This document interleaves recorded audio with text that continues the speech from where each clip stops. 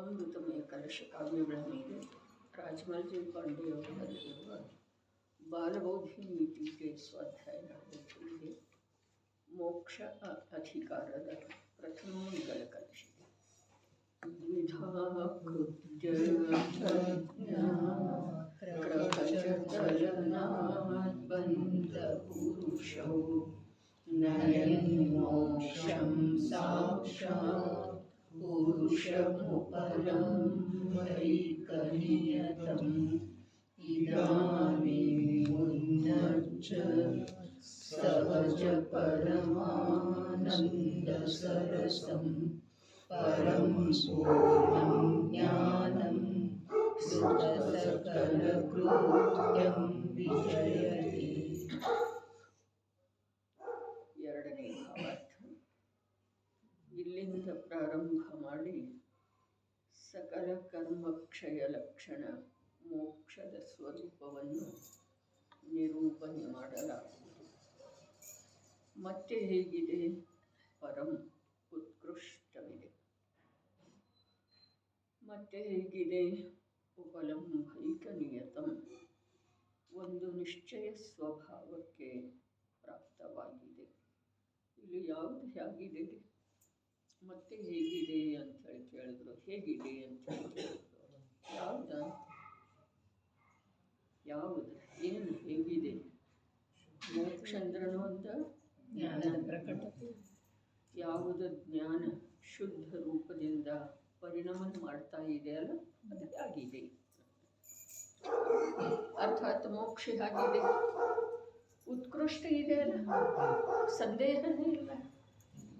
ಬಂಧನ ಏನಿದೆ ಅದು ದುಃಖರೂಪ ಇದೆ, ನಿಂದಾತ್ಮಕ ಇದೆ. ಮೋಕ್ಷ ಏನಿದೆ ಅದು ಉತ್ಕೃಷ್ಟ ಇದೆ, ಸುಖಾತ್ಮಕ ಸುಖ ಸ್ವರೂಪ, ನಿರ್ಬಾಧ ಇದೆ. ಮೋಕ್ಷ ಅಂದ್ರೂ ಅಂತ, ಜ್ಞಾನ ಅಂದ್ರೂ ಅಂತ ತಿಳ್ಕೊಳ್ಳೋದು. ಅದರ ಬಗ್ಗೆ ಬರೀ ಹಾಗೆ ತಿಳ್ಕೊಳ್ಳೋದಲ್ಲ, ವಿಚಾರ ಮಾಡುತ್ತೆ. ಜ್ಞಾನ ಮತ್ತು ಮೋಕ್ಷದೊಳಗ ಸಾಮ್ಯತೆ ಆಗಿದೆ, ಒಂದೇ ಆಗಿದೆ, ಸಮಾನತೆ ಆಗಿದೆ. ಅದಂದ್ರನ ಅದ, ಅದಂದ್ರನ ಅದ, ಹಾಗ. ಜ್ಞಾನ ಕ್ರಿಯಾಭ್ಯಾಂ ಮೋಕ್ಷ. ಆದರೆ ಮೋಕ್ಷ ಯಾರಿಗಾಯಿತು? ಜ್ಞಾನದ ಕ್ರಿಯೆಯಿಂದ ಮೋಕ್ಷ ಆಯಿತು. ಯಾರಿಗಾಯಿತು? ಜೀವನಿಗೆ. ಹೌದಲ್ಲ? ಜೀವ ಯಾಗದ ಆತ್ಮಜ್ಞಾನ, ಸ್ವಯಂ ಜ್ಞಾನ. ಆಗಮದಲ್ಲಿ ಸ್ಪಷ್ಟ ರೂಪದಿಂದ ಇದ್ರೂ ಕೂಡ ನಾವು ಜ್ಞಾನಂದ್ರನ ಮೋಕ್ಷ ಅಂದ ಕೂಡಲೇ ಮತ್ತೆ ಸ್ವಲ್ಪ ಗೊಂದಲಕ್ಕೊಳಗಾಗ್ತಿತ್ತು. ಇದಕ್ಕೆ ಶಬ್ದಾರ್ಥದಿಂದ ಭಾವಾರ್ಥದವರೆಗೆ ಹೋಗಲಿಕ್ಕೆ ಪ್ರಯತ್ನ ಮಾಡಬೇಕಾಗುವುದ ಜಿನವಾಣಿ ತಿಳಿಬೇಕಾದರೆ ಅಂಥೇಳಿ ಹೇಳಿದೆ. ಜೀವದ್ರವ್ಯದ ಅಸಾಧಾರಣ ಗುಣ ಅಂದ್ರೆ ಜ್ಞಾನ ಅಂಥೇಳಿ ಹೇಳಿದರು. ಜ್ಞಾನದಿಂದ ಜೀವದ ಸಂಸಾರಕ್ಕೆ ಕೊನೆ ಬರ್ತಿದೆ ಅಂಥೇಳಿ ಹೇಳಿದರು. ಹಾಗಾದರೆ ಆ ಜ್ಞಾನ ಮತ್ತು ಮೋಕ್ಷ, ಮಾರ್ಗ ಮತ್ತು ಮಾರ್ಗದ ಫಲ ಎರಡು ಪ್ರಕಾರ ಇಲ್ಲದ. ಮೋಕ್ಷದ ಮಾರ್ಗ ಅಂದ್ರೆ ಜ್ಞಾನ, ಜ್ಞಾನ ಕ್ರಿಯಾಭ್ಯಾಮ್. ಹಾಗಾದ್ರೆ ಮಾರ್ಗದ ಫಲರೂಪದ ಮೋಕ್ಷ ಏನಿದೆ? ಜ್ಞಾನವೇ ಇದೆ ರೀ. ಸಂದೇಹ ಪಡುವುದನ್ನು ಇಲ್ಲ. ಆದರೆ ಸಂದೇಹ ಹಾಗೆ ಅಂಧಶ್ರದ್ಧೆಯಿಂದ ಬಿಡೋದಿಲ್ಲ, ವಿಚಾರಪೂರ್ವಕ ಬಿಡೋದ್ರೆ, ನಿರ್ಣಯಪೂರ್ವಕ ಬಿಡೋದು. ಜಿನಾಗಮದಲ್ಲಿ ವಿಚಾರ ವಿಚಾರ ವಿಚಾರ ಯಾವುದರಿಂದ? ಪ್ರಯೋಜನಭೂತ ಸತ್ವ. ಉಳಿದವುಗಳ ವಿಚಾರ, ಮೂರು ಲೋಕ ಹೀಗಿದೆಯನ, ಆ 7 ನರಕಗಳಲ್ಲಿರುವಂಥ ಅವೇನ ಬಿಲಗಳ ವಿಸ್ತಾರ ಹೀಗೆ ಇದೆಯನ, ನರಕಗಳ ನಾರಕೀಯ ಸಂಖ್ಯೆ ಹೀಗೆ ಇದೆಯನ, ಇದನ್ನು ವಿಚಾರ ಮಾಡುವ ಅವಶ್ಯಕತೆ. ಅದರಿಂದ ಪ್ರಯೋಜನ ಏನಿಲ್ಲ. ಪ್ರಯೋಜನ ಏನಿಲ್ಲದಿದ್ರೆ ಆಗಮದೊಳಗೆ ಅವುಗಳದ್ದು ಚರ್ಚೆ ಯಾವುದರ ಸಲುವಾಗಿ ಆಯಿತು? ಯಾವುದರ ಸಲುವಾಗಿ? ಪ್ರಯೋಜನ ಏನಿಲ್ಲ ಅಂದ್ರೆ ಅವುಗಳ ಚರ್ಚೆ ಯಾವುದರ ಸಲುವಾಗಿ ಆಯಿತು? ಅವುಗಳ ಚರ್ಚೆಗೆ ಕೂಡ ಪ್ರಯೋಜನ ಇದೆ. ಏನು ಪ್ರಯೋಜನ ಇದೆ? ಈ ಜೀವನಿಗೆ ಈ ಲೋಕದ ವಿಸ್ತಾರ, ಈ ತನ್ನ ನಿಜ ಸ್ವರೂಪವನ್ನು, ನಿಜ ಗ್ರಹವನ್ನು, ಸುಖದ ನಿಧಿಯನ್ನು ಮರೆತು ಹೋಗುವುದರಿಂದ ಆಗಬೇಕಾದ ಬರಬೇಕಾದಂಥ ಪ್ರಸಂಗ, ಹೋಗಬೇಕಾದಂಥ ಸ್ಥಾನ, ಇವುಗಳದ್ದು ಪರಿಚಯ, ಅದು ಕೂಡ ಪ್ರಯೋಜನಕ್ಕೂತಲೇ ಇದೆ. ಪ್ರತಿಯೊಂದರೊಳಗೆ ಜಿನಾಗಮದಲ್ಲಿ ಪ್ರಯೋಜನವನ್ನು ಹೊರತುಪಡಿಸಿ ಬೇರೆ ಏನೂ ಇಲ್ಲ. ನಿನ್ನೆ ಸಂಪದದೊಳಗೆ ಬಂತು, ಸ್ವಲ್ಪ ಆಕುಲತೆ ಇತ್ತು, ಯಾರಿಗೆ ತಮಗಿರಲಿಲ್ಲ, ನನಗಿತ್ತು. ಮುಂದೊಂದು ಕಾರ್ಯಕ್ರಮ ಇದೆ ಅಂಥೇಳಿ ಸೂತ್ರ ತಾತ್ಪರ್ಯ ಮತ್ತು ಗ್ರಂಥ ತಾತ್ಪರ್ಯ ಹೇಳಿದೆ. ಸೂತ್ರ ತಾತ್ಪರ್ಯ, ಈ ಸೂತ್ರದೊಳಗೆ ಏನನ್ನು ಹೇಳಲಿಕ್ಕೆ ಬಯಸ್ತಾ ಇದ್ದಾರೆ ಅದನ್ನು ತಿಳ್ಕೊಳ್ಳೋದು. ಗ್ರಂಥ ತಾತ್ಪರ್ಯ ಅಂತೂ ಈ ಥರ ಆಗತ್ತೆ. ನಿನ್ನೆ ಈ ವಿಷಯವನ್ನು ಮತ್ತೊಂದು ಸಲ ಬೇಕಾದ್ರೆ ಇಲ್ಲೇ ಓದು ನೋಡಬೇಕಾದ್ರೆ ಮನೆಯಲ್ಲಿ ಓದಿ ನೋಡ್ರಿ. 5 ಪ್ರಕಾರದ ಅರ್ಥಗಳದ್ದನ್ನು ಬಹಳ ಸುಂದರ, ಬಹಳ ತಿಳಿಯುವ ಹಾಗೆ ಬಾಲಮನಸ್ಸಿಗೆ ತಿಳಿಯುವ ಹಾಗೆ, ಪಾಠಶಾಲೆಯ ಮಕ್ಕಳಿಗೆ ತಿಳಿಯುವ ಹಾಗೆ. ಅದಕ್ಕೆ ಅವರು ಹೇಳಿದರು, ಮಕ್ಕಳಿಗೆ ಏನು ಹೇಳೋದ, ಇದನ್ನೇ ಹೇಳೋದಲ್ಲ, ಬೇರೆ ಏನು ಹೇಳೋದಿದೆ. ಬಾಲ್ಯಾವಸ್ಥೆ ಏನಿದೆ ಶರೀರದ ಅರ್ಥಾತ್ ಸಂಯೋಗದ ಅಥವಾ ಕರ್ಮಜನಿತ ಅವಸ್ಥೆ. ಆತ್ಮ ಅಂತೂ ಏನಂತಂದ್ರೆ ದೃಷ್ಟಿ ಎಷ್ಟು ಪರಿಪಕ್ವ, ಎಷ್ಟು ಯಥಾರ್ಥ. ಆಚಾರ್ಯರ ನಿರ್ಮಲ ದೃಷ್ಟಿಯನ್ನಾಗಲಿ, ಅವರ ಅಂತರಂಗದ ಪವಿತ್ರ ಪರಿಣತಿಯನ್ನಾಗಲಿ ತಿಳ್ಕೊಳ್ಳೋದು ಸ್ವಲ್ಪ ಕಷ್ಟ ಇರಬಹುದು. ಆದ್ರೆ 4ನೇ 5ನೇ ಗುಣಸ್ಥಾನಾವರ್ತಿ ಅವಿರತ ಸಮ್ಯಕ್ ದೃಷ್ಟಿ ಅಥವಾ ದ್ವೇಷ ವಿರತಿಯ ಪ್ರವೃತ್ತಿಯನ್ನು, ಅಂತರಂಗದ ನಿರ್ಮಲತೆಯನ್ನು ಮನಸ್ಸು ಮಾಡಿದರೆ ತಿಳಿಯಬಹುದು. ಅದಕ್ಕೆ ಯುಕ್ತಿಯಿಂದ, ನ್ಯಾಯದಿಂದ ಅಂಥೇಳಿ ಹೇಳಿದ್ದಾರೆ. ಪ್ರಮಾಣ ಮಾಡಿ ತಿಳಿಯೋದಿದೆ. ಮೇಲೆ ಹೂ ಅಂತ ಹೋಗೋದಿಲ್ಲ. ಮೇಲೆ ಹೂ ಅಂತೂ ಅನಿಸತ್ತಿದೆ ರೀ. ಜಿನಾಗಮದೊಳಗೆ ಅಸತ್ಯ ಅನಿಸೋದನ್ನೇ ಇಲ್ಲ, ಅಂಥದ್ದನ್ನು ಸ್ವರೂಪ ನಿರೂಪಣೆ ಇದೆ. ಮತ್ತು ಜೀವ ಅಷ್ಟ ಪ್ರಾಮಾಣಿಕದ ಸತ್ಯವನ್ನು, ಸತ್ಯದ ಸಂಯೋಗಿಗಳದೊಳಗೆ ಅಸತ್ಯ ಅಂತ ಹೇಳಿ ತಿಳಿಯುವಂಥ ದುಷ್ಟತ ಜೀವದಲ್ಲಿ ಇಲ್ಲ.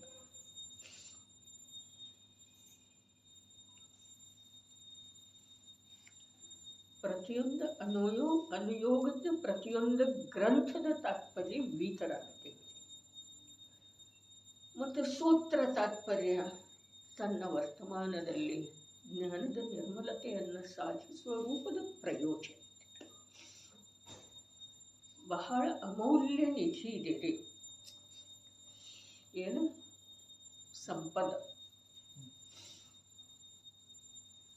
ಅದಕ್ಕೆ ಸಂಪದ ಅಂತ ಹೇಳಿ ಹೇಳ್ತಾರೆ.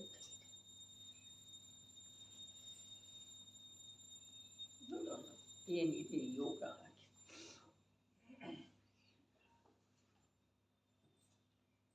ಮತ್ತೆ ಹೇಗಿದೆ? ಪರಂ ಉತ್ಕೃಷ್ಟವಿದೆ. ಲೋಕದೊಳಗೆ ಉತ್ಕೃಷ್ಟ ಯಾವುದಿದೆ ರೀ? ಲೋಕದೊಳಗೆ, 3 ಲೋಕದೊಳಗೆ, ಇಡೀ ಜಗತ್ತಿನೊಳಗೆ ಉತ್ಕೃಷ್ಟ ಯಾವುದಿದೆ ರೀ? ಯಾವುದಿದೆ? ಮೋಕ್ಷ ಅಥವಾ ಶುದ್ಧ ಜ್ಞಾನ. ಶುದ್ಧ ಜ್ಞಾನ ಒಂದೇ ಉತ್ಕೃಷ್ಟ ಇದೆ. ಉಳಿದು ಪುಣ್ಯದ ಪರಿಣಾಮ, ಪುಣ್ಯದಿಂದ ಪ್ರಾಪ್ತವಾಗುವಂಥ ಸಂಯೋಗ ನೋಡ್ರಿ. ಮಂಗಲ, ಉತ್ತಮ, ಶರಣ ಹೇಳಿದ 3 ಲೋಕದೊಳಗೆ 4 ಮಂಗಲ ಇದ್ದಾವೆ. ಅವೇ ಉತ್ತಮ ಇದ್ದಾವೆ, ಅವೇ ಆಶ್ರಯಯುಕ್ತ.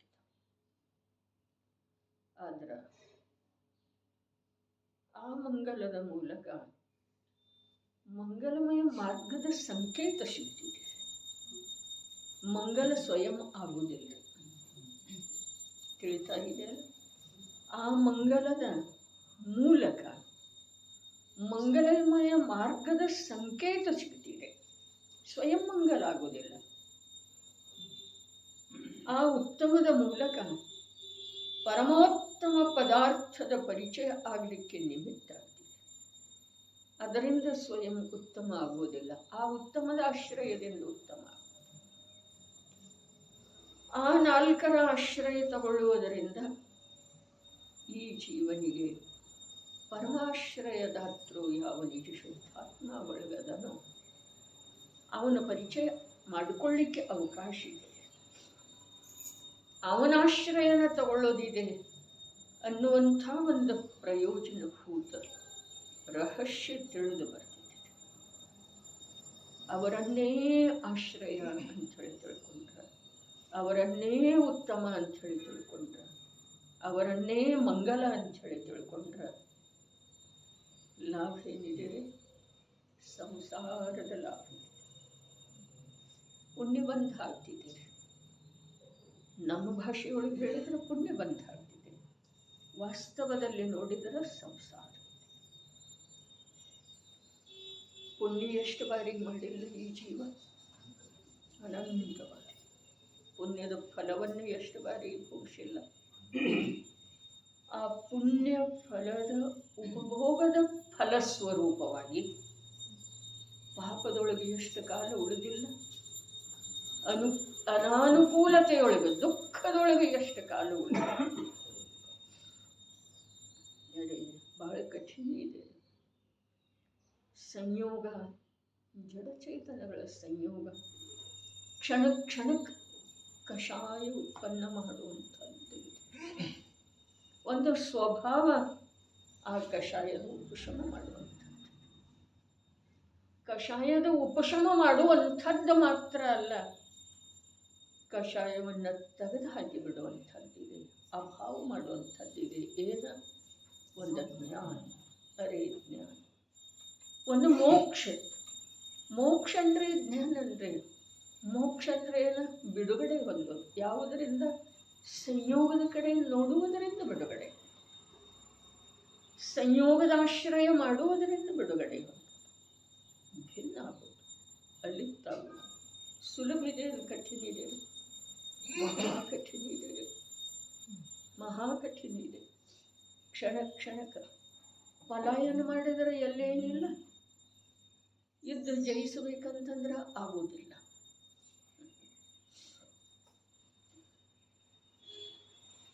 ಎಷ್ಟು ಕಠಿಣ ಇದೆ.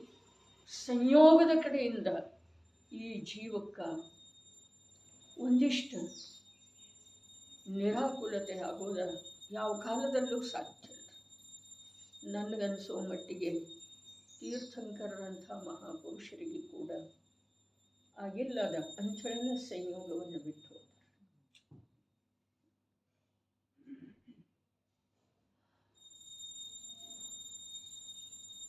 ಎಷ್ಟು ಈ ಜೀವ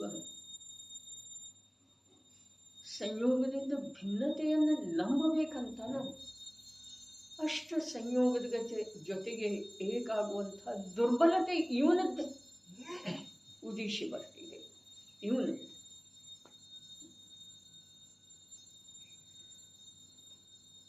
ತಾನೇ ತಾನಾಗಿ ಸಂಯೋಗದ ಅಪೇಕ್ಷೆ ಮಾಡಿ ಸಂಯೋಗದಿಂದ ದೃಷ್ಟಿಯನ್ನು ತೆಗೆಯಲಾಗದೆ ಚಡಪಡಿಸ್ತಾನೆ, ಗತಿಪೂರ್ಣಾಗಿ ಹೋಗ್ತಿದೆ. ಪ್ರತಿಯೊಬ್ಬರು ತಮ್ಮ ತಮ್ಮ ಸಂಯೋಗಗಳನ್ನು ನೋಡಿಕೊಳ್ಳು. ವಸ್ತು ಸ್ವರೂಪ ಹೀಗೇ ಇದೆ, ಜಯಿಸುವುದು ಕಠಿಣ. ಆದರೂ ಕೂಡ ಅದು ಉತ್ಕೃಷ್ಟ ಇದೆ. ಏನು? ಜಯಿಸಿದ ನಂತರ ಅಥವಾ ಜಯಿಸುವ ಮಾರ್ಗದೊಳಗೆ ಕೂಡ ಇವನಿಗೆ ನಿಜವಾಗಿ ಲಾಭ ಇದೆ, ನಿಜವಾಗಿ ಲಾಭ. ದಿನವೊಂದು ಹೊಸ ಪ್ರಕಾರದ ವಿಪತ್ತು, ದಿನವೊಂದು ಹೊಸ ಪ್ರಕಾರದ ಪ್ರವೃತ್ತಿ, ಕ್ಷಣಕ್ಕೊಂದು ರೀತಿಯ ಪರಿವರ್ತನೆ. ಅರೆ ಅವರು ಮಹಾ ಸುಭಟರು.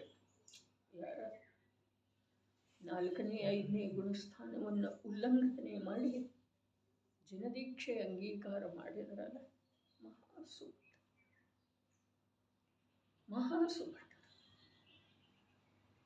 ನಾವು ಶ್ರೀಪಾದ ಕೋಟಿ ಭಟ ಸುಭಟ ಇಲ್ಲ. ಆದರೆ ಪ್ರತಿಯೊಬ್ಬ ಆತ್ಮಾರ್ಥಿ ಜೀವ ಮಿಥ್ಯಾತ್ವದಿಂದ ಬಿಡುಗಡೆ ಹೊಂದಿ ಅಂತರಂಗದಲ್ಲಿ ಶಾಂತ ಶಾಂತ ಶಾಂತಿಯ ಸಾಗರನಾದಂಥ ಅರೂಪಿ ಚಿನ್ಮಾತ್ರ ತತ್ವದ ಪರಿಚಯ ಮಾಡಿಕೊಳ್ಳುವುದರಲ್ಲಿ ಕೂಡ ಮಹಾನ್ ಯೋಧತೆ ಬೇಕು. ಪರಿಚಯ ಆದ ನಂತರ ಕೂಡ ಸಮಯ ಸಮಯಕ್ಕ ಮಹಾನ್ ಪುರುಷಾರ್ಥ ತಮ್ಮ ತಮ್ಮ ಜೀವನದೊಳಗೆ ಪರೀಕ್ಷೆ ಮಾಡಿ ನೋಡೋದು. ಹಿಂಸೆಯಿಂದ ಕಷಾಯದಿಂದ ದೂರಿರೋದು ಎಷ್ಟು ಕಠಿಣ ಇದೆ. ಸಂಯೋಗಿ ಪದಾರ್ಥಗಳ ಪ್ರವರ್ತನೆಯನ್ನ ಪರಿಣಮಿಸುವಿಕೆಯನ್ನ ಅಲಕ್ಷ್ಯ ಮಾಡೋದು ಎಷ್ಟು ಕಠಿಣ ಇದೆ.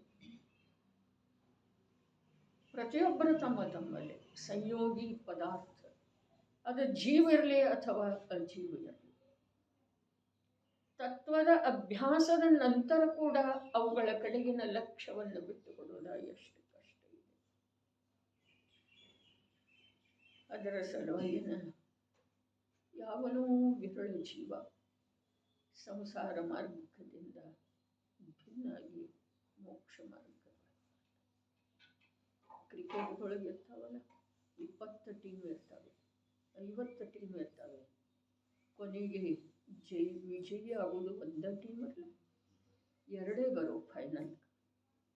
ಅದರೊಳಗೂ ಕೂಡ 2 ವಿಜಯಿ ಆಗೋದಿಲ್ಲ. ಯೋಚನೆ ಮಾಡೋದು. ಆದರೆ ಆ 50 ಟೀಮೆಲ್ಲ ವಿಜಯ ಆಗೋ ಸಲುವಾಗಿನ ಬಂದಿದ್ದು. ಹಾಗೆ ಈ ಸಂಸಾರದೊಳಗೆ ಸ್ವಾಧ್ಯಾಯ ಮಾಡೋರು 1000 ಸಂಖ್ಯೆಯಲ್ಲಿ, ಸಂಯಮ ಧಾರಣ ಮಾಡೋರು 100 ಶತ ಸಂಖ್ಯೆಯಲ್ಲಿ. ಆದರೆ ಯಾವನೂ ಒಬ್ಬನೇ ವಿಜಯ. ವಿಚಾರ ಮಾಡೋದು ಸುಲಭ ಇಲ್ಲ, ಧರ್ಮ ಸುಲಭ ಇಲ್ಲ, ಸಂಸಾರ ಸಾಗರವನ್ನು ದಾಟೋದು ಸುಲಭ. 4 ಶಬ್ದ ಕಲಿತ ನಂತರ ಏನಾದರೂ ಬಹಳ ದೊಡ್ಡದಾಯಿತು ಅಂಥೇಳಿ ಅನ್ನಿಸ್ತಿದೆ. ಒಂದೆರಡು ಏನಾರೇ ಸಂಯಮದ ಧಾರಣೆ ಮಾಡಿದ ನಂತರ, ಪಾಲನೆ ಮಾಡಿದ ನಂತರ ಕೆಡಿಸ್ಕೊಳ್ಳಿಲ್ಲ ಅಂತಂದ್ರೆ ಬಹಳ ಮಹಾನ್ ಅನ್ನಿಸ್ತಿದೆ.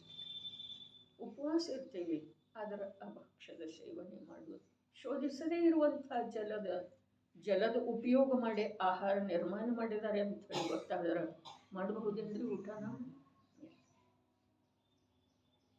ಅದರಿಂದ ಏನೂ ಆಗಲಿಲ್ಲ. ಅದು ಮಾಡಿದ ನಂತರ ಕೂಡ ಅದಕ್ಕಿಂತ ಅನಂತಗುಣಿತ ಕಠಿಣ ಭೇದ ಜ್ಞಾನ ಇದೆ. ಅದನ್ನು ಮಾಡಬಾರ್ದು, ಬಿಟ್ಟುಬಿಡಬೇಕು ಅನ್ನೋ ಮಾತಿಲ್ರಿ ಪ್ರಭು. ಅದಕ್ಕೆ ಮಾಡುವಂಥವ್ರು 100 ಜನರು ಇರಬಹುದು. ಒಂದು ಸ್ವಲ್ಪ ಅಶುದ್ಧತೆ ಬೆರಕೆ ಆಗಿದೆ ಅಂಥೇಳಿ ತಿಳಿದ್ರೆ, ಛತ್ತ ಇರಲಿಲ್ಲ ಅಂತಂದ್ರೆ ಆಹಾರ ತಗೋತಾರಲ್ರಿ ಮುನಿರಾಜರು. ಅದೇ ಪ್ರಕಾರ ಗೃಹಸ್ಥಾವಸ್ಥೆಯಲ್ಲಿ ಕೂಡ ಎಷ್ಟೋ ಜೀವರುಗಳ, ಎಷ್ಟೋ ತಮ್ಮ ಕಲ್ಪನೆಯ ಮೇರೆಗೆ ಅಂದರೆ ಅಥವಾ ಆಗಮದಲ್ಲಿ ಹೇಳಿದರೆ ಅನುಸಾರ ಅಂದರೆ ಸಂಯಮದ ಪಾಲನೆ ಮಾಡ್ತಾರೆ. ಅದೆಲ್ಲ ಸುಲಭ. ಶಾಸ್ತ್ರ ಓದವರು 1000 ಸಂಖ್ಯೆಯಲ್ಲಿ, ಲಕ್ಷ ಸಂಖ್ಯೆಯಲ್ಲಿ ಅನ್ನೋದಿಲ್ಲ. ಸಂಯಮದ ಪಾಲನೆ ಪ್ರಾಣ ಹೋಗುವ ಪ್ರಸಂಗ ಬಂದರೂ ಬಿಟ್ಟು ಕೊಡುವುದಿಲ್ಲ. ಇಂಥವ್ರು 1000 ಸಂಖ್ಯೆಯಲ್ಲ. ಯಾವ ಕಾಲಕ್ಕೂ, ಚತುರ್ಥ ಕಾಲದಲ್ಲಿ ಕೂಡ ಅದರ ಅಂತರಂಗದೊಳಗ ನಿಜವಾದ ಸುಖದ ಮಾರ್ಗವನ್ನು, ಸತ್ಯ ಸುಖದ ಮಾರ್ಗವನ್ನು, ಶುದ್ಧ ಜ್ಞಾನದ ಮೂಲಕ ಶುದ್ಧ ಸ್ವರೂಪವನ್ನು, ವಸ್ತುವಿನ ಸ್ವರೂಪವನ್ನು ನೋಡುವಂಥವ್ರು, ತಿಳಿಯುವಂಥವ್ರು, ಅನುಭವಿಸುವಂಥವ್ರು. ಆ ಅನುಭವದ ಬಲದಿಂದ ನಿರಂತರ ಭೇದ ಜ್ಞಾನ ಉಸುರೆಂಬ ಕರಗಸದಿಂದ ದೇಹಾತ್ಮರ ಬೆಸುಗೆಯ ಬಿಡಿಸಿ ನೋಡಿದರೆ ಆಗ ಉಸುರೆಂಬ ಕರಗಸ. ಉಸಿರಾಟ ನಿರಂತರ ಇರ್ತಿದೆಯಲ್ಲ, ಏನು ಸ್ವಾಧ್ಯಾಯದ ಹಾಗೆ 1 ಗಂಟೆ ಮಾಡಿ 23 ಗಂಟೆ ಇರುವುದಿಲ್ಲ. ಉಸಿರು ನಿರಂತರ ಹೋಗ್ತಾ ಇರ್ತಿದೆ. ಉಸಿರೆಂಬ ಕರಗಸದಿಂದ ದೇಹ ಮತ್ತು ಆತ್ಮನ ಬೆಸುಗೆಯ ಬಿಡಿಸಿ ನೋಡಿದರೆ, ಬೆಸುಗೆ ಹಾಕಿದ್ದೀಗಲ್ಲ ಅದನ್ನು ಬಿಡಿಸಿ ನೋಡಿ. ಎಲ್ಲಿ ಬೆಸುಗೆ ಹಾಕಿದ್ದೀರಿ? ದೇಹ ಮತ್ತು ಆತ್ಮನೊಳಗೆ ಹಾಕಿದ್ದಿದೆಯೋ ಅಥವಾ ಆತ್ಮನಲ್ಲಿ ದೇಹ ಅಂದರೆ ನಾನು ಅನ್ನುವಂಥ ಬುದ್ಧಿ ರೂಪದ ವಿಷಯ. ದೇಹ ಆತ್ಮಂತೂ ಸ್ಪರ್ಶ ಮಾಡಿಯೇ ನಿರಂತರದ ಅಭ್ಯಾಸ ಯಾವಾಗ ಬೇಕು, ಯಾವಾಗ ಬೇಕು? ಮಿಥ್ಯಾತ್ವದ ನಾಶದ ಸಲುವಾಗಿಯೂ ಬೇಕು ಮತ್ತು ಆ ಪ್ರಾಪ್ತ ಸ್ವಭಾವ ಅನುಭವದಲ್ಲಿ ಬಂದಿರುವಂಥ ಸ್ವಭಾವದಲ್ಲಿ ಶಾಶ್ವತವಾಗಿ ಸ್ಥಿರ ಉಳಿಯುವ ಸಲುವಾಗಿ ಕೂಡ ಅದೇ ಬೇಕು ಅಂಥೇಳಿ ಭೇದ ವಿಜ್ಞಾನತಃ ಸಿದ್ಧ. ಯಾರು ಭೇದ ವಿಜ್ಞಾನ ಮಾಡಿದ್ರು ಅವರು ಸಿದ್ಧ.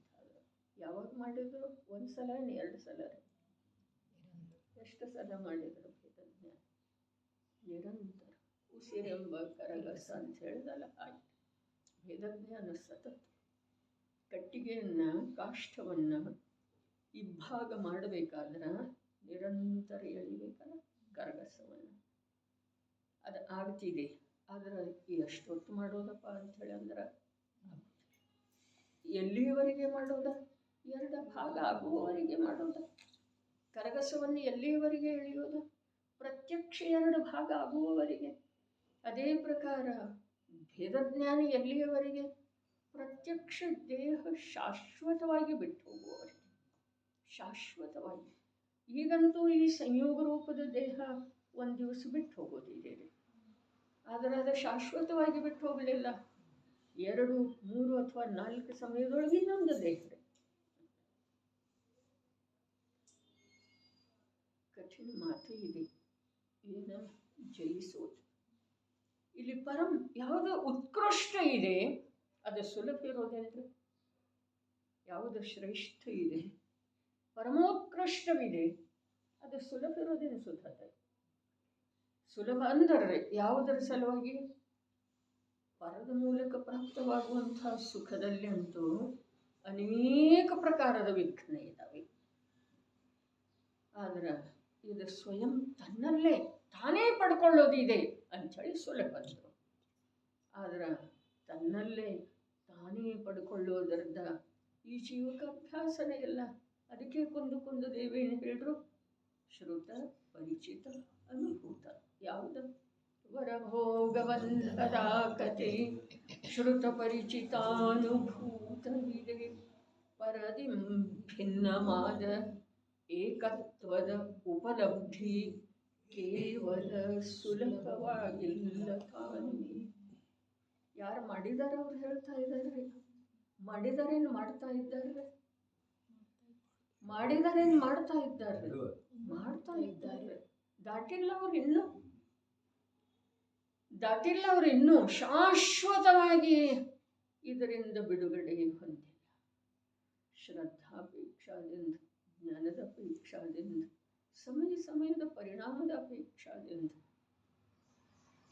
ಪೂರ್ಣ ರೂಪದಿಂದ ಒಂದು ಪರಿಣಾಮದೊಳಗೆ ಪೂರ್ಣ ರೂಪದಿಂದ ಭಿನ್ನಾದರ ಒಂದು ಪರಿಣಾಮದೊಳಗೆ ಅಂಶ ರೂಪದಿಂದ ಭಿನ್ನ ಅಂಥವರು ಹೇಳ್ತಾ ಇದ್ದಾರೆ.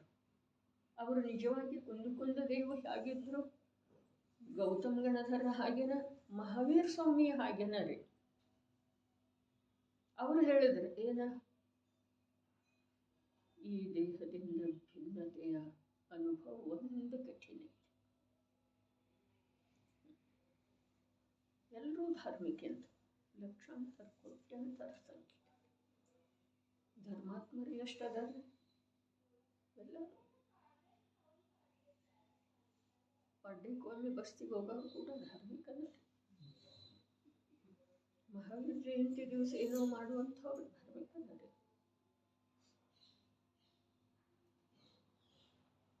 ಧರ್ಮದ ಪರಿಭಾಷೆ ಬಹಳ ಸುಲಭ ಮಾಡಿಕೊಂಡಿದ್ದಾರೆ. ಆದರೆ ಯಾವುದು ಉತ್ಕೃಷ್ಟ ಇದೆ? ಆ ಕ್ರಿಕೆಟ್ ಟೀಮ್ ಒಳಗೆ ಯಾವುದ ಕಪ್ಪು ಇದೆಯಲ್ಲ, ಅದು ದೊರಕೋದ ಕಠಿಣ ಮಾತಿದೆಯಲ್ಲ, ಏನು ಸುಲಭ ಇದೆ? ಅದನ್ನು ಪಡ್ಕೊಳ್ಳುವ ಸಲುವಾಗಿನ ಅವರೆಲ್ಲ ಬಂದರು. ಮತ್ತು ಯಾಕೋ ಮನಸ್ಸಲ್ಲೇ ಆಡಿದರೆ ಅಂತ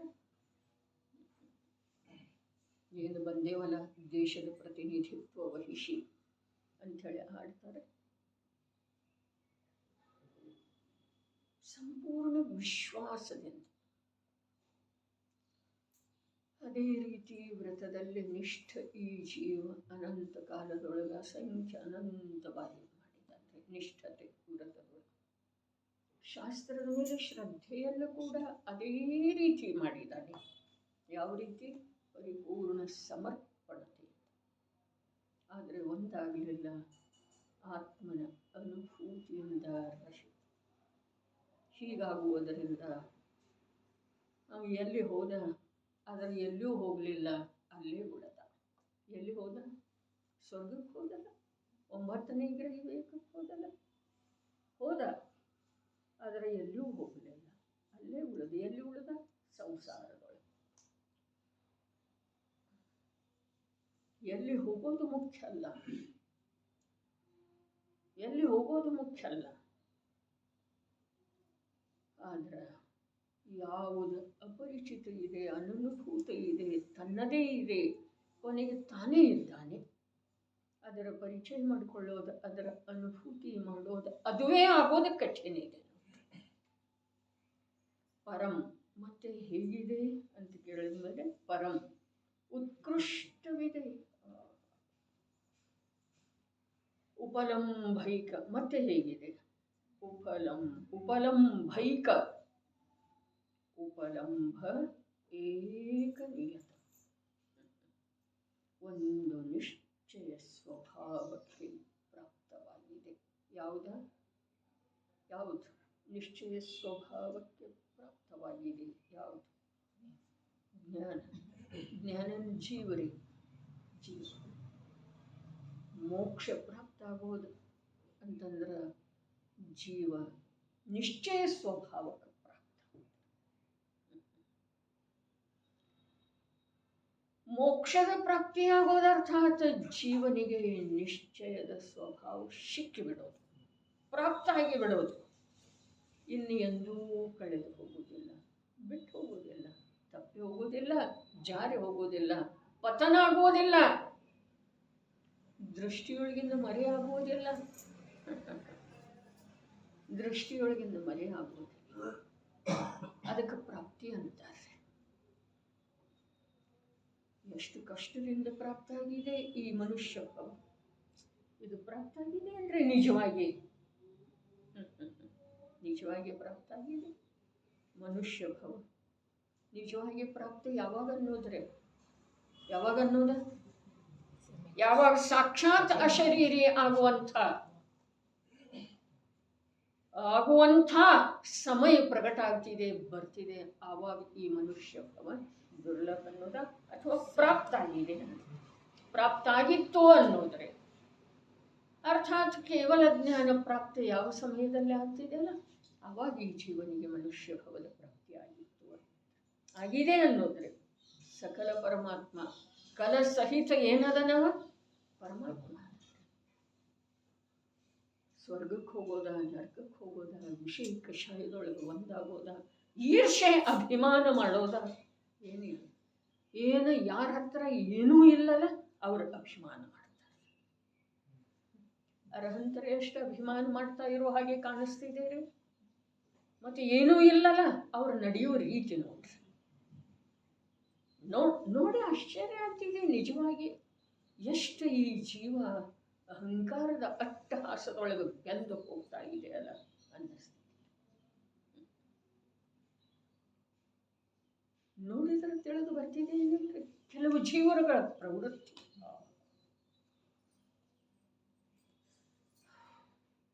ಎಂಟು ಪ್ರಕಾರದ ಮದ ಹೇಳಿದಾರಲ್ಲ, ಒಂದಿತ್ರ ಸಾಕ್ರೆ ಅದರಲ್ಲಿ ತನ್ನ ಸ್ವಂತಿಕೆ ಏನೂ ಇರುವುದಿಲ್ಲ. ಅದು ಪರದ್ದೇ ಇದೆ ರೀ. ದೇಹದ ಸುಂದರ, ನಾನು ಸುಂದರ ಅನ್ನುವುದು ಇದೆಯಲ್ಲ ಅಭಿಮಾನ, ಗರ್ವಕ್ಕೆ ಆಧಾರ. ಆ ದೇಹ ಒಂದು ಇದೆ, ಅದನ್ನು ಸುಂದರ ಮಾಡಿದಂದ್ರೆ ಮತ್ತು ಆ ಗರ್ವ ಮಾಡೋದಂತಂದ್ರೆ ಎಷ್ಟು ವಿಪರೀತ ಅಜ್ಞಾನ. ಹೌದು ಅಥವಾ ವಿಚಾರ ಮಾಡೋದು ಕೂತು ಒಂದೊಂದೇ ಮಾತಿತ್ತು. ಆಗಮದೊಳಗೆ ಏನೆಲ್ಲ ಹೇಳಿದ್ದಾರೆ, ಎಲ್ಲವನ್ನೂ ಹೇಳಿದ್ದಾರೆ. ಅದರ ಒಂದು ಅಂಶವನ್ನು ನಿಜವಾಗಿ ಗ್ರಹಣ ಮಾಡಿದ್ದೆ ಆದ್ರೆ ಇವನು ಎಲ್ಲ ಕಾರ್ಯ ಆಗ್ತಿದ್ದೀರಿ. ಎಲ್ಲ ಕಾರ್ಯ ಏನು? ದುಃಖ ಬಿಟ್ಟು ಹೋಗ್ತಿದೆ, ಪರಾಧೀನತೆ ಬಿಟ್ಟು ಹೋಗ್ತಿದೆ, ಸೇವಾ ಶುಶ್ರೂಷ ಮಾಡೋದು ಬಿಟ್ಟು ಹೋಗ್ತಿದೆ. ಪಾಪಿ ಜೀವನಗಳು ಮಾಡಬೇಕಾಗಿ ಬಂದಿದೆಯೋ ಅಥವಾ ಇಲ್ಲ?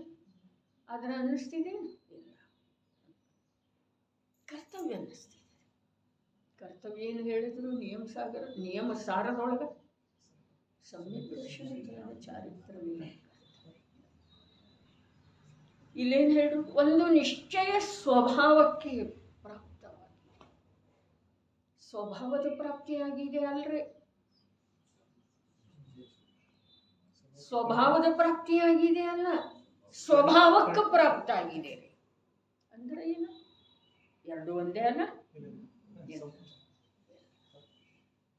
ಯಾವುದು ಏನೇನೋ ಆಗ್ತಾ ಇತ್ತಲ್ಲ, ಏನೇನೋ ಆಗ್ತಾ ಇತ್ತಲ್ಲ, ಏನೇನೋ ಆಗ್ತಾ ಇತ್ತಲ್ಲ, ಮನುಷ್ಯ, ಸ್ತ್ರೀ, ರೋಗಿ, ವೃದ್ಧ, ತಿರಿಯಂಚ, ನಾಯಿ, ಹಂದಿ, ಕತ್ತಿ, ಸರ್ಪ, ಹುಳು, ಕ್ರಿಮಿ, ಏನೇನೋ ಆಗ್ತಾ ಇತ್ತು.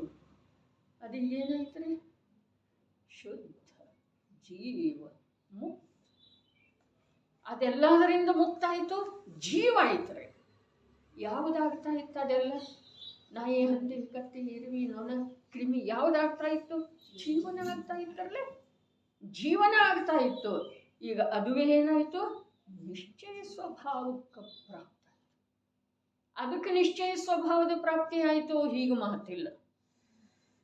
ಯಾಕೆ ಅಂತಂದ್ರೆ ನಿಶ್ಚಯ ಸ್ವಭಾವ ಅದರಲ್ಲೇ ಬರಲಿಲ್ಲ, ಅದುವೇ ಹೋಯ್ತ್ರಿ ನಿಶ್ಚಯ ಸ್ವಭಾವದೊಳಗ. ಕಾಯಿ ಸಮದಲ ನಾಹಿ ಸಮದಲ. ನಿಶ್ಚಯ ಸ್ವಭಾವ ಅದರಲ್ಲೇ ಬರಲಿಲ್ಲ. ಯಾವುದರಲ್ಲೇ? ಯಾವುದು ನಾಯಿ, ಹಂದಿ, ನರಕಿ, ದೇವ ಆಗ್ತಾ ಇತ್ತಲ್ಲ, ಸ್ತ್ರೀ, ಷಂಡ, ನಪುಂಸಕ ಆಗ್ತಾ ಇತ್ತಲ್ಲ, ಅದರಲ್ಲೇ ಶುದ್ಧ ದ್ರವ್ಯ ಬರಲಿಲ್ಲ. ಆದರೆ ಅದುವೇ ಅದನ್ನೆಲ್ಲ ತ್ಯಾಗ ಮಾಡಿ, ಛೇ ಇದು ನನ್ನ ಸ್ವರೂಪ ಅಲ್ಲ ಅಂಥೇಳಿ ಆ ಶುದ್ಧ ಗ್ರಹದೊಳಗೆ, ಸ್ವಭಾವದೊಳಗೆ ಬಂದ. ಸ್ಪಷ್ಟಪಡಿಸಿದರೆ ದ್ರವ್ಯ ಪರ್ಯಾಯದೊಳಗೆ ಬರುವುದಿಲ್ಲ. ಆದರೆ ಪರ್ಯಾಯ ದ್ರವ್ಯದೊಳಗ ಆಸಕ್ತ, ರುಚಿವಂತ, ಅನುಭೂತ ಜ್ಞಾನ ಪರ್ಯಾಯವನ್ನು ಸರ್ವಸ್ವ ಅಂಥೇಳಿ ತಿಳಿದ ಪರಿಣಾಮ ಮಾಡುತ್ತೆ.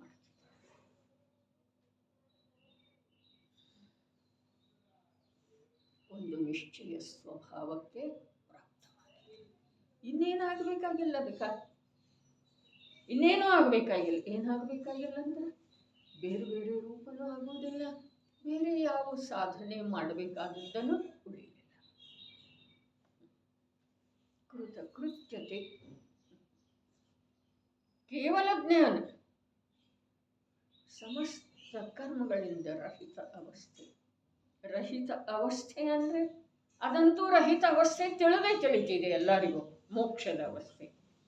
ಆದರೆ ಸರ್ವ ಕರ್ಮಗಳಿಂದ ಅಸ್ಪೃಷ್ಟತೆಯ ಅನುಭವ, ಅಸ್ಪೃಷ್ಟತೆಯ ಅನುಭವ.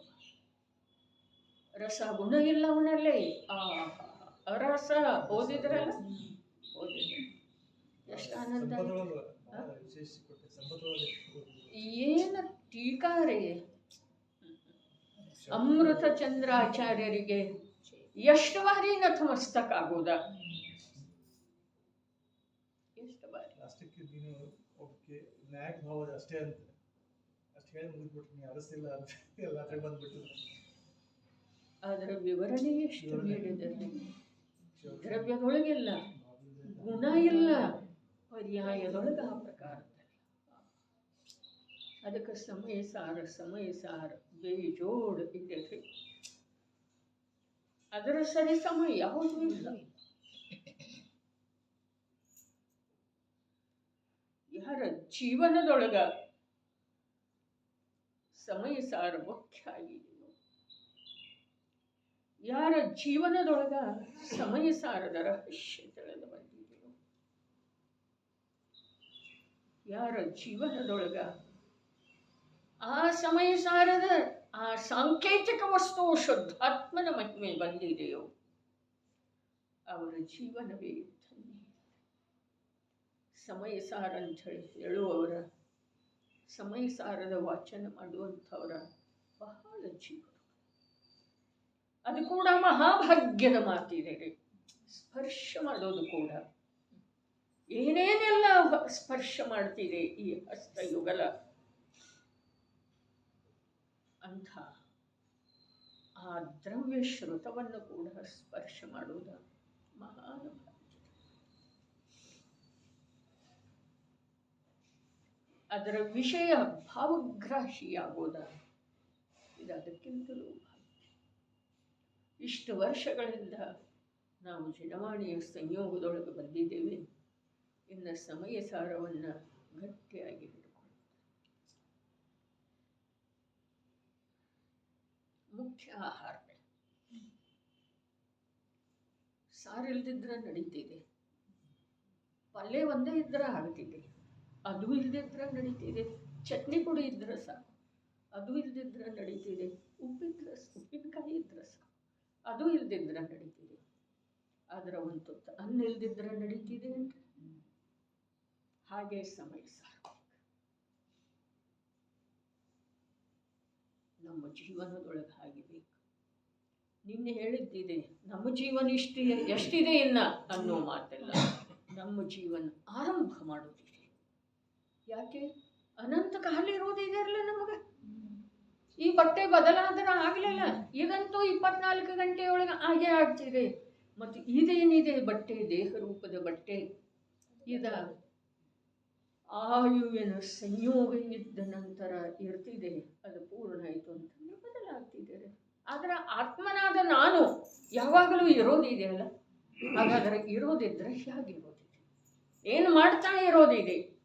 ಯಾವುದರ ಕಡೆಗೆ ನೋಡ್ತಾ ಇರೋದಿದೆ? ಯಾವುದರ ಕಡೆಗೆ ಅಪೇಕ್ಷಾ, ದೈನ್ಯತೆ, ಯಾಚನೆಯ ದೃಷ್ಟಿಯಿಂದ ನೋಡ್ತಾ ಇರೋದಿದೆ? ಧನದ ಕಡೆಗೆ, ಮಕ್ಕಳ ಕಡೆಗೆ, ಯಾರ ಕಡೆಗೆ? ನಿರೋಗತೆಯ ಕಡೆಗೆ, ಯಾರ ಕಡೆಗೆ ನೋಡ್ತಾ ಇರೋದು? ಬೆಳಕಾಗುವ ದಾರಿ ನೋಡ್ತಾ ಇರ್ತಾರೆ, ನಿದ್ದೆ ಬರಲಿಲ್ಲ ಅಂತಂದ್ರೆ. ಹೌದಿಲ್ಲ? ಆಗ್ತಿದೆ, ಪ್ರಸಂಗ ಬರ್ತಿದೆ, ವೇದನೆ ಇರ್ತಿದೆ. ಉಳಿದ ಸಂಯೋಗಿ ಜನರೆಲ್ಲ ಓಡಾಡಿಕೊಂಡು ಮಾಡಿಕೊಂಡು ದಣದು ಹೋಗಿರ್ತಾರೆ. ಅವರಿಗೆ ನಿದ್ರೆಯ ಸಮಯ ಇದೆ. ಇವನಿಗೆ ವೇದನೆ, ಇವನಿಗೆ ನಿದ್ರೆ ಬರುವುದಿಲ್ಲ. 5 ನಿಮಿಷ ಕಾಲ ಕಳೆಯೋದು ಕಠಿಣ. ಹಾಗಾದ್ರೆ ಆ ಬೆಳಕಾಗುವ ದಾರಿ ನೋಡ್ತಾ ಕೂಡುದು ಯಾವುದರ ಸಲುವಾಗಿ? ಈ ಜೀವ ದೈನ್ಯ ಆಗ್ತಾ ಇದ್ದಾನೆ, ಹೀನಾಗ್ತಾ ಇದ್ದಾನೆ.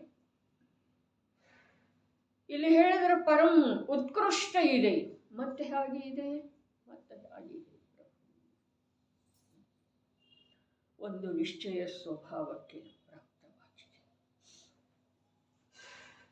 ಏನನ್ನು ಮಾಡುತ್ತಾ ಆತ್ಮನು ಮುಕ್ತನಾಗುತ್ತಾನೆ. ಈಗ ಬಂತು ಕರ್ತವ್ಯ. ಅದರ ಸ್ವರೂಪ ಹೇಳಿದ್ರು, ಅದು ಹೇಗಿದೆ, ಅದು ಹೇಗಿದೆ, ಅದು ಹೇಗಿದೆ. ಮೋಕ್ಷದ ಉಪಾಯ ಹೇಗಿದೆ ಅಥವಾ ಮೋಕ್ಷ ಹೇಗಿದೆ ಅನ್ನೋದನ್ನು ಹೇಳಿದ್ದಾರೆ. ಯಾಕಂದ್ರೆ ಅವು ಎರಡಿಲ್ಲ. ಸಮ್ಯಕ್ ದರ್ಶನ ಜ್ಞಾನ ಚಾರಿತ್ರ ರೂಪದ ಮೋಕ್ಷ ಮಾರ್ಗ ಇದೆ. ಮೋಕ್ಷದೊಳಗ ರತ್ನತ್ರಯಮಯನಾದಂಥ ಆತ್ಮನ ಅನುಭವ ಅನುಭವ ಅನುಭವ. ಹಾಗಾದ್ರೆ ಇಲ್ಲಿ ಪ್ರಶ್ನೆ ಏನ್ ಮಾಡ್ತಾರೋ? ಏನು ಮಾಡುತ್ತ ಯಾರ? ಆತ್ಮನು. ಬಹಳ ಯಾವ ಶಬ್ದಗಳ ಬದಲಾವಣೆ ಆಗ್ತವೆ. ಒಂದೇ ಅರ್ಥದ ಅನೇಕ ಶಬ್ದಗಳನ್ನ ಬೇರೆ ಬೇರೆ ಸ್ಥಾನದಲ್ಲಿ ಯಾವ ರೀತಿಯಿಂದ ಪ್ರಯೋಗಿಸಲ್ಪಡ್ತದೆ. ಅಲ್ಲಿ ಜೀವದ್ರವ್ಯಕ್ಕೆ ಹೇಳಿದ್ರು, ಇಲ್ಲಿ ಆತ್ಮನು ಹೇಳ್ತಾರೆ.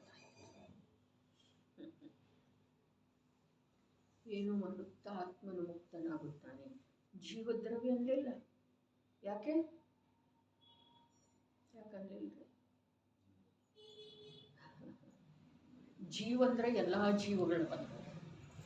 ಜೀವದ್ರವ್ಯ ಅಂತೂ ಮುಕ್ತನೇ ಇದೆ. ಹಾಗಾದ್ರೆ ಇಲ್ಲಿ ಆತ್ಮ ಅರ್ಥಾತ್ ತಾನು. ತಾನು ಅರೇ ಎಲ್ಲ ಆಯಿತು. ತಾನು ಎಲ್ಲ ಬರೋರನ್ನು ಬರಮಾಡಿಕೊಂಡದ್ದಾಯಿತು, ಆದರಾತಿಥ್ಯ ಮಾಡಿದ್ದಾಯಿತು, ಊಟ ತಿಂಡಿ ಉಪಚಾರ ಎಲ್ಲ ಮಾಡಿದ್ದಾಯಿತು.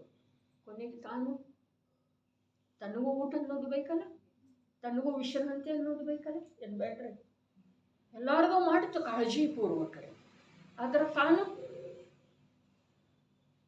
ನಿಮ್ಮದು ಊಟ ನಾ ಮಾಡ್ತೇನೆ ಆಮೇಲೆ, ನಾ ಮಾಡ್ತೇನೆ ಆಮೇಲೆ. ಆದರೆ ಆಮೇಲೆ ಮಾಡಬೇಕು ಅಥವಾ ಬೇಡ್ರಿ?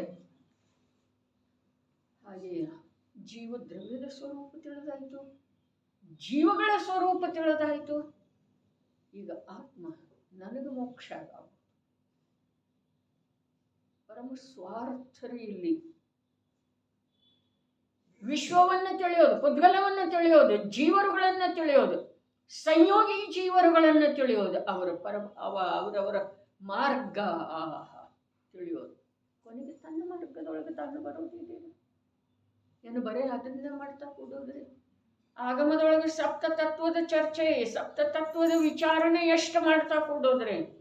ಸಪ್ತ ತತ್ವದ ವಿಚಾರ ಚಿಂತನದ ಫಲ ಸಂಸಾರ ಇದೆ.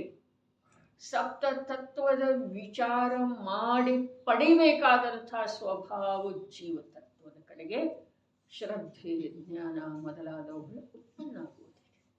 ಅದಾಗಲಿಲ್ಲ ಅಂತಂದ್ರೆ ಅದರ ಸ್ವರೂಪವನ್ನು ತಿಳಿತಾ ತಿಳಿತಾ ಓದ್ತಾ ಓದ್ತಾ ಚಿಂತನ ಮಂಥನ ಮಾಡ್ತಾ ಬಂಧದೊಳಗನ್ನ ಸಿಕ್ಕೊಳ್ಳೋದು. ಇಲ್ಲೂ ಬಂಧ ಇದೆ ಅಂದಮೇಲೆ ಅಲ್ಲೇನಿರೋದ್ರಿ? ನಂದನ್ನೋದ್ರೊಳಗೆ ಏನಿರೋದು? ವಿಚಾರ ಮಾಡೋದು. ಏನೋ ಮಾಡುತ್ತಾ ಆತ್ಮನೋ ಮುಕ್ತನಾಗುತ್ತಾನೆ. ಏನು ಶಬ್ದ ಪ್ರಯೋಗ ಆಚಾರ್ಯ ಭಗವಂತರ? ಬಂಧ ಪುರುಷವು ದ್ವಿಧಾ ಕೃತ್ಯ. ಬಂಧ ಮತ್ತು ಪುರುಷ, ಬಂಧ ಮತ್ತು ಪುರುಷ ಎರಡಿದವಂದ್ಮೇಲೆ ಎರಡು ಮಾಡ್ತಾ ಮಾಡ್ತಾ ಮುಕ್ತ ಆಗ್ತಾನವ. ಎರಡು ಅದಾವ ಮತ್ತು ಮಾಡೋದೇನಿದೆ? ಎರಡಿರುವುದನ್ನು ಎರಡು ನೋಡೋದು, ಎರಡಿರುವುದನ್ನು ಒಂದಾಗಿ ಅನುಭವ ಮಾಡದೇ ಇರೋದು. ಬಂಧ ಪುರುಷವು ದ್ವಿಧ. ಬಂಧದ ವ್ಯಾಖ್ಯೆ ಏನು ಮಾಡ್ತಾರೆ ಪಾಂಡೆಯವರ? ದ್ರವ್ಯಕರ್ಮ, ಭಾವಕರ್ಮ, ನೋಕರ್ಮ ರೂಪದ ಉಪಾಧಿಯು. ಉಪಾಧಿ ತಂದಲ್ಲದು. ಯಾವುದು ತಂದಲ್ಲ? ದ್ರವ್ಯಕರ್ಮನೂ ತಂದಲ್ಲ, ಭಾವಕರ್ಮನೂ ತಂದಲ್ಲ, ನೋಕರ್ಮನೂ. ಶರೀರ ರೂಪದ ನೋಕರ್ಮ ತನ್ನದಲ್ಲ, ತಂದಲ್ಲ ಅಂತ ಹೇಳ್ತಾ ಇದ್ದಾರೆ, ತಾನಲ್ಲ ಅಂತ ಹೇಳ್ತಾ ಇದ್ದಾರೆ. ನಮಗೆ ನಾನೆನ್ನುವ ಅನುಭವ ಇದೆ.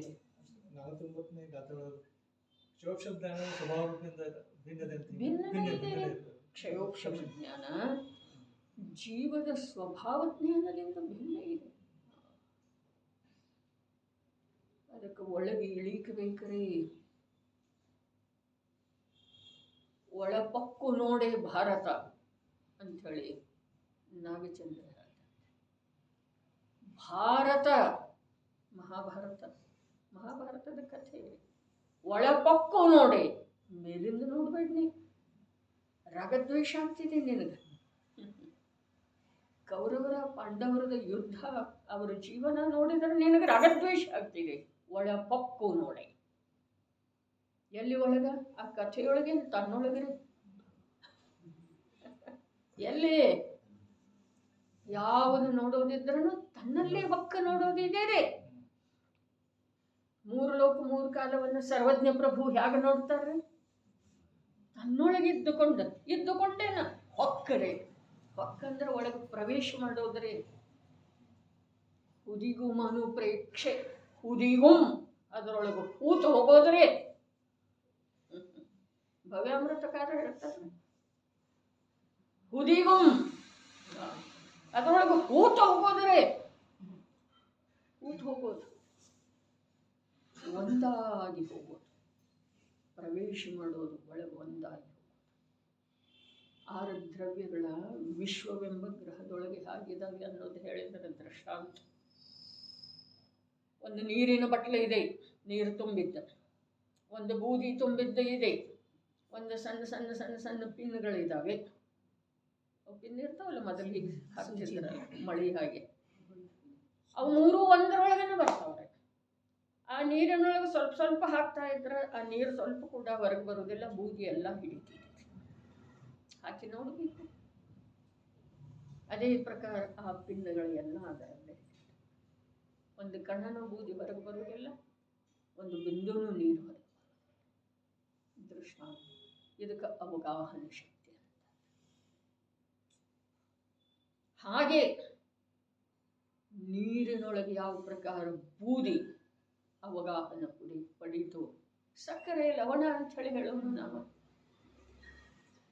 ಅದೆಲ್ಲಿ ಭಿನ್ನಾಗಿ ಉಳಿಯುವುದಿಲ್ಲಲ್ಲ. ನೀರಿನೊಳಗೆ ಅಥವಾ ಹಾಲಿನೊಳಗೆ ಸಕ್ಕರೆ ಬೆರೆಸಿದರೆ ಅದು ಒಂದಾಗಿ ಹೋಗ್ತಿದೆ ಏನಿಲ್ಲ. ಹಾಗೆ ಪರ್ಯಾಯವನ್ನ ದ್ರವ್ಯದೊಳಗೆ ಹೂತ ಹೋಗ್ಬೇಕ್ರಿ, ಒಳಪಕ್ಕು ನೋಡೇ ಭಾರತ. ಅವಾಗ ಮಹಾಭಾರತ ರಮ್ಯವಾಗಿ ಕಾಣಿಸ್ತಿದೆ. ಎಲ್ಲಿಯೂ ನಿನಗೆ ರಾಗದ್ವೇಷ ಆಗುವುದಿಲ್ಲ. ದುರ್ಯೋಧನನ ಪಾತ್ರದಲ್ಲೇನೋ, ದುಶಾಸನನ ಪಾತ್ರದಲ್ಲೇನೋ. ಧರ್ಮರಾಜ ಯಾವ ದ್ರೌಪದಿಯನ್ನ ಹಚ್ಚಿದನ ಆಟಕ್ಕ, ಅವಾಗನೂ ನಿನಗೆ ರಾಗದ್ವೇಷ. ದುಶಾಸನ ಏನು ಎಳೆದನ ದ್ರೌಪದಿಯ ವಸ್ತ್ರವನ್ನ, ಅವಾಗನೂ ನಿನಗೆ ರಾಗದ್ವೇಷ. ಒಳಪಕ್ಕು ನೋಡಿ ಭಾರತ. ಕನ್ನಡ ಕವಿಗಳು ಇಂಥ ಕಮಾಲ ಶಬ್ದಗಳನ್ನು ಹೇಳಿ ಹೋಗಿದ್ದಾರೆ. ಒಂದೊಂದು ಶಬ್ದದೊಳಗ ಈ ಜೀವ ಚಿತ್ತಪಟ್ಟಾಗಿ ಹೋಗ್ತಾನೆ, ತನ್ನ ಅಸ್ತಿತ್ವವನ್ನು कळಕೊಂಡು दिनचंद्रजी आहेत ना, त्यांनी असं दिलं तुम्हाला काय पर्याय द्रव्यावर रुसली, परमात्मा व्हायला मुकली, तिथे कोणाचं काय गेले, ज्याने त्याने आपलेच अहित केले. ಅಷ್ಟೇ ಐತ್ರಿ. ಯಾವುದು ಹೊರಗೆ ನೋಡ್ತಾ ಇದೆ? ಅರೆ ನಿನ್ನ ಬಗ್ಗೆ ನಾ ಈರ್ಷಾ ಮಾಡಿದ್ರ ಅದರಿಂದ ಹಾನಿ ನಿನಗೇನಾಗೋದ? ಭಗವಂತರು ಹೇಳಿದ ಮಾರ್ಗವನ್ನ ನಾನು ನಮಸ್ಕಾರ ಮಾಡೋದ, ಮತ್ತೆ ನನ್ನ ಮಾರ್ಗದೊಳಗನೆ ಹೋಗೋದು. ಭಗವಂತಂದೇನು ಅವಮಾನ ಆಗ್ತಿದ್ದೇನೆ? ಆಗ್ತಿದೇನ? ನಾವು ಅದನ್ನೇ ಮಾಡ್ತಾ ಇದ್ದೆವು. ದರ್ಶನಂ ದೇವದೇವಶಃ ದರ್ಶನಂ ಪಾಪನಾಶನಂ ಅನ್ನೋದ, ಮತ್ತು ಪಾಪನ ಮಾಡೋದು, ಪಾಪದೊಳಗನೆ ಉಳಿಯೋದು. ಅದರೊಳಗೆ ಆ ಪಾಠದ್ದರ ಏನಾಗ್ತೈತೆ, ಆ ಪಾಠ ಯಾವ ರಚನೆ ಮಾಡಿದ್ದು ಅವನದರ ಏನಾಗ್ತೈತೆ, ಮತ್ತು ಯಾರ ಸಲುವಾಗಿ ಅಂತ ಇದ್ದೇವೆ ಅವನದರ ಏನಾಗ್ತಿದೆ, ಅವನೇನು ಗಂಟೆ ಹೋಗ್ತಿದೆ. ಅತೀಂದ್ರಿಯ ಅನಂತ ಸುಖದೊಳಗೆ ಏನರ ಒಂದಿಷ್ಟು ಕೊರತೆ ಬರ್ತದೆ ನಮ್ಮಂಥ ಅಪಾತ್ರರ ಹಾಗೆ ಮಾಡುವುದರಿಂದ.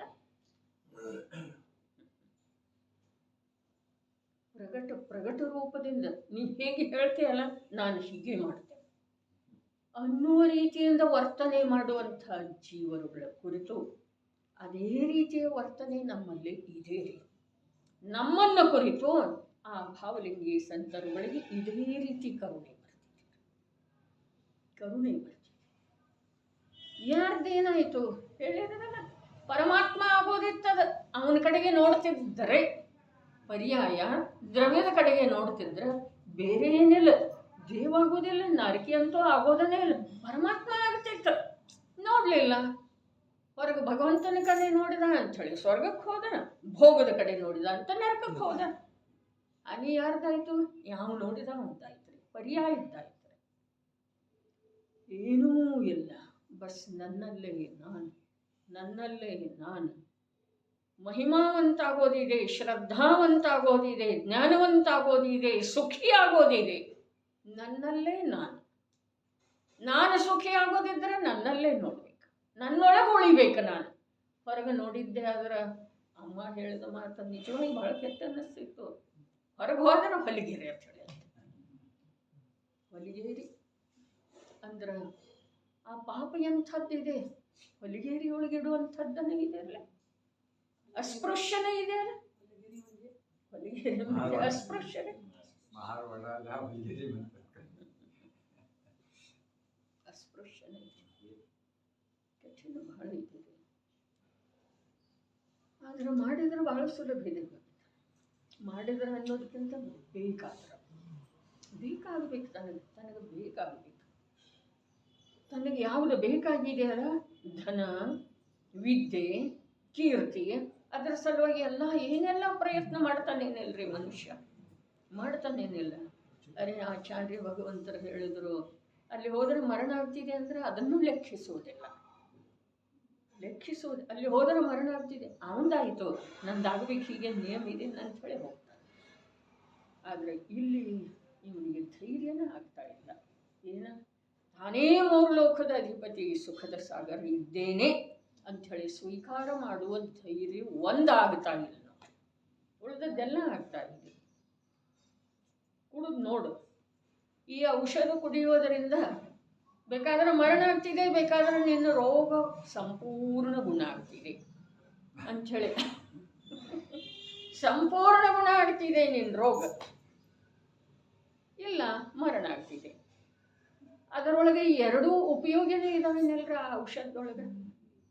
ಮರಣ ಆದ್ರೆ ಕೆಟ್ಟ ಏನಿದೆ, ಆ ರೋಗದ ಬಾಧೆಯಿಂದ ಮುಕ್ತ ಆಗಲ್ಲ, ಹೌದೇನಿಲ್ರಿ? ಹಾ, ಅದೇ ಹೇಳ್ತಾ ಇರೋದ್ರಿ. ಹಾಗೇ ಇದೆ ಈಗ ಧರ್ಮ ಅಂತಂದ್ರೆ. ಅದು ಮ್ಯಾಚ್ ನಡೀತಿತ್ತು, ಅವಾಗ ಏನು ಬರ್ತಿತ್ತು ಸ್ಕ್ರೀನ್ ಮೇಲೆ, ಮಾಡು ಇಲ್ಲವೇ ಮಡಿ ಅಂತ. ಗಾಂಧೀಜಿ ಹೇಳಿದಾರಲ್ಲ, ಮಾಡು ಇಲ್ಲವೇ ಮಡಿ, ಮಾಡಿ ತೋರ್ಸ, ಇಲ್ಲಂದ್ರೆ ಸತ್ತು.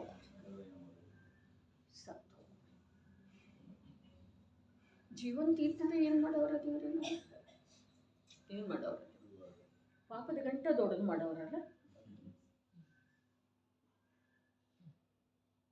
ಇದೆ ಅಂಥ ಔಷಧಿ ಇದೆ.